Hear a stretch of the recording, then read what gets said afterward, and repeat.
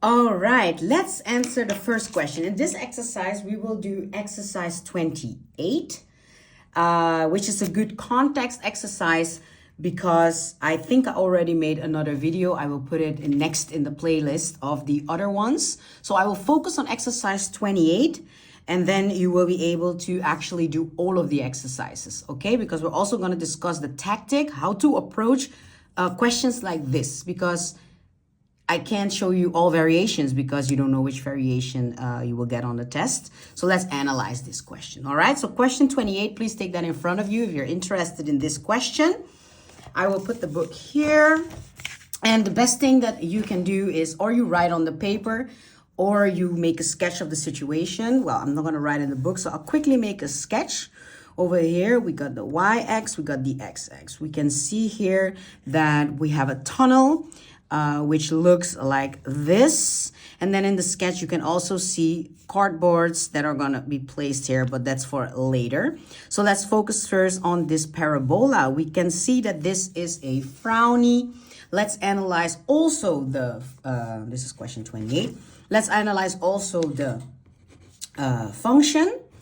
And you can already state the A if you want, because the A in this question is negative. That's why it's a frowny. So the A is minus 0.1. So it's good to write down A is minus 0.1, the B is 1.5, and the C is negative 2.025. So you already have this written.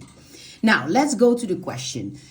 This function belongs to the tunnel. In the figure, x and gx are given in meters. So this is indeed the gx, and those are in meters. The tunnel is 20 meters long. That means from the inside here, it's 20 meters. This is for later. You don't need this right now. Why? Because the first question is calculate the height of the tunnel.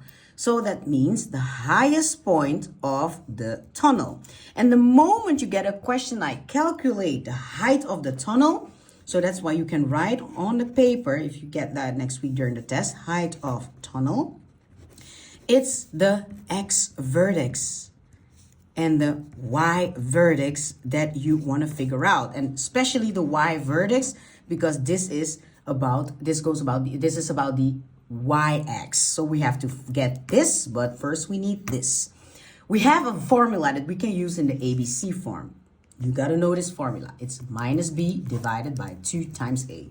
That's why it's good to write this down already. We're going to fill it in.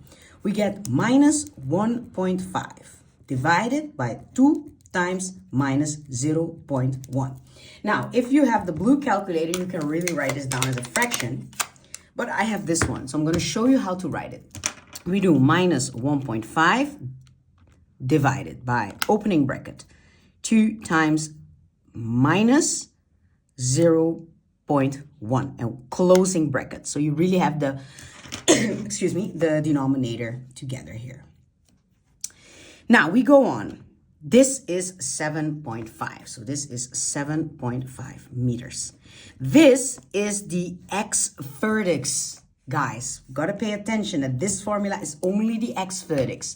Now we got to know the y vertex. So that means we have an x coordinate, which is 7.5. We need to fill it into the formula so we can get the outcome, which is the y. So we have a coordinate 7.5, comma, whatever it is that we get, which is the highest point. So let's fill it in. We get g, value function 7.5.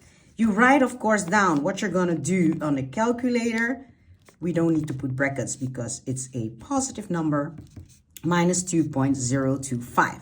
So if you would be so kind to do this together with me, I will not show it, but you can do this together with me. Pause the video or fast forward when you're done, of course. And what we get is a height of 3.6 meters. So the conclusion, calculate the height of the tunnel, 3.6 meters. Or you can write height of the tunnel, 3.6. Or you highlight this, but I know it.